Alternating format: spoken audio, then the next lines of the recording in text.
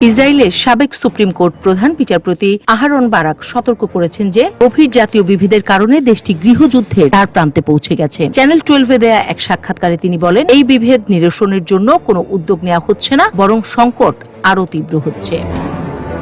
Barack সম্প্রতি সহিংসতার প্রসঙ্গ তুলে ধরে বলেন, আজ বিক্ষোভ হয়, গাড়ি তুলে দেওয়া হয় বিক্ষোভকারীদের উপর, কাল গুলি চলবে আর তারপর দিন রক্ত ঝরবে। তিনি আরো বলেন, আমরা ইতিমধ্যে কয়েকটি রেড লাইন অতিক্রম করেছি যা কখনো কল্পনাও করিনি। ইসরায়েল বর্তমানে এক গভীর রাজনৈতিক ও সামাজিক সংকটের মধ্যে দিয়ে যাচ্ছে। একদিকে গাজা যুদ্ধ, অন্যদিকে ইরান, লেবানন ও ইয়েমেন থেকে আসা ক্রমাগত হামলার শঙ্কায় দিন কাটছে দেশটির সাধারণ জনগণের। গত 3 দিনে দুইটি বড় বড় হাইপারসনিক ক্ষেপণাস্ত্র হামলা মোকাবেলা করতে হয়েছে দেশটিকে। আয়রন ডোম ফাঁকি দিয়ে দেশটির ভেতরে আছড়ে পড়েছে গাজা থেকে ছোড়া বিধ্বংসী মিসাইল। দীর্ঘদিন ধরে যুদ্ধ পরিস্থিতির মধ্যে থাকা ইসরায়েলিরা অনেকটাই বীতশ্রদ্ধ। তারা চায় স্থায়ী শান্তি, কিন্তু রাজনৈতিক অস্থিরতা এবং নিরাপত্তার অভাবে সেই চাওয়া আর পূর্ণ হচ্ছে না।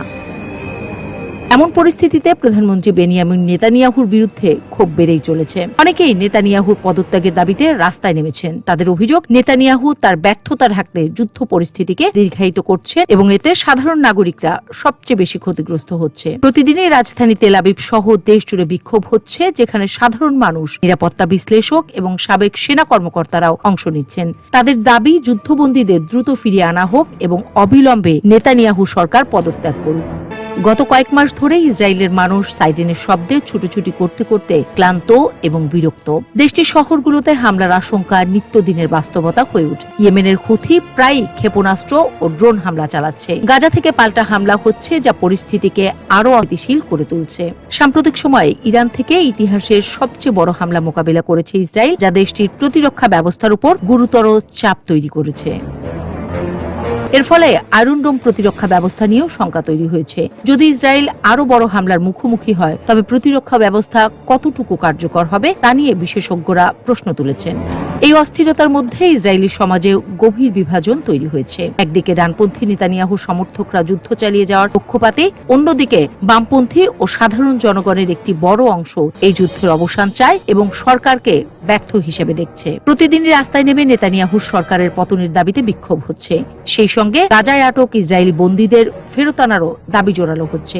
জাতিসংঘ সহ আন্তর্জাতিক সংস্থাগুলো ইসরায়েলের সামরিক নীতির সমালোচনা করছে। এই আন্তর্জাতিক চাপও ইসরায়েলি জনগণের মধ্যে অস্বস্তি ও ক্ষোভ তৈরি করছে। তাছাড়া অর্থনীতিও আছে চাপের মধ্যে। আহরন বারাকের মন্তব্য এবং সাম্প্রতিক পরিস্থিতি বিবেচনায় অনেকেই মনে করছেন ইসরায়েল সত্যি একটি অভ্যন্তরীণ সংঘাতের দিকে এগিয়ে যাচ্ছে। সরকারের সিদ্ধান্ত, যুদ্ধ পরিস্থিতি এবং আন্তর্জাতিক সমালোচনা সবকিছু মিলিয়ে ইসরায়েলের রাজনৈতিক ভবিষ্যৎ এখন অত্যন্ত অনিশ্চিত। যদি নেতানিয়াহু সরকার দ্রুত কোনো সমাধানে না পৌঁছায়, তবে সামাজিক অস্থিরতা আরও ভয়াবহ রূপ নিতে পারে বলে মনে করছেন বিশ্লেষকরা।